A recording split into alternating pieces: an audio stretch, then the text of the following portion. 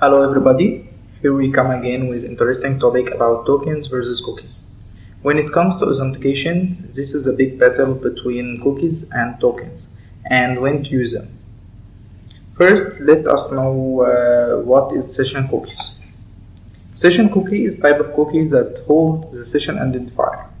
After the user authenticated, the server holds the session at the server side with his info and put a reference ID in the session cookies at the user client side. This simple chart shows how it works.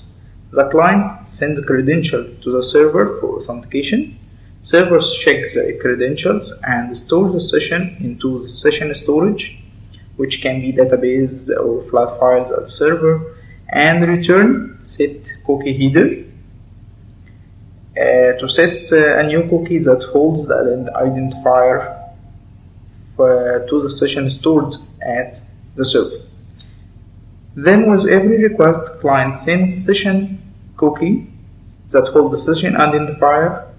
The server look at the session storage with the session ID and retrieve the user info and return it to the client.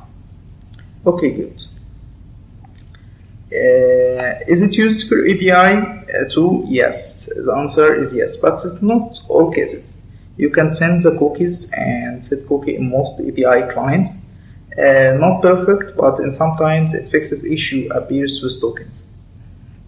Now let's talk about tokens. The token exchange flow is similar to cookies. The client sends the credentials to the server. Server is check for the credentials and generate token. Token return to the client. The client sends the token with every request. The server validates the token and performs the request. To understand the difference between cookies and tokens, let's see the difference between stateful and stateless. Stateful means that authentication, record, or session is kept in both server and client side. Stateless means that the server doesn't keep record of which user are logged in or which token have been issued. It's just validate token. Now with the important question. Where is the session ID or token stored in the client? It can be stored in one of two places, cookies or local storage. Each of them has advantages and disadvantages. After we clear the two methods, let's see what's wrong with session cookies. First, cookies is vulnerable to cross-site scripting if it's not flagged as HTTP only.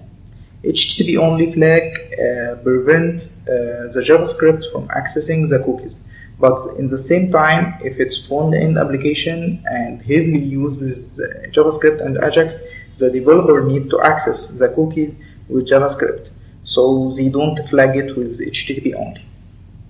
Second problem is that cookies is vulnerable to CSRF attack.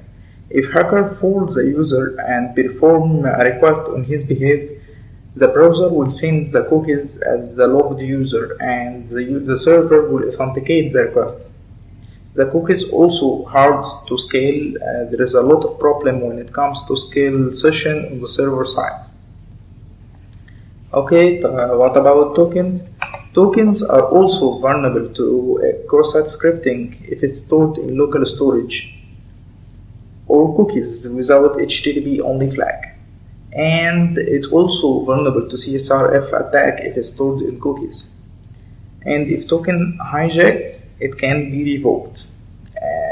It means so if someone reported to the developers that hacker stole his token, the developer can't do anything. The hacker will keep access to the victim account till the token expires. Last thing, you can store sensitive data in the tokens.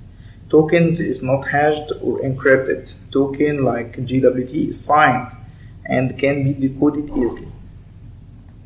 This session was a quick session just to let you know the main difference between session cookies and tokens. The most used approach to authenticate users in API is token based, but it have its disadvantage, but it's most used and compared to cookies. That's all for now. See you next time with GWT JSON Web Tokens. Thank you.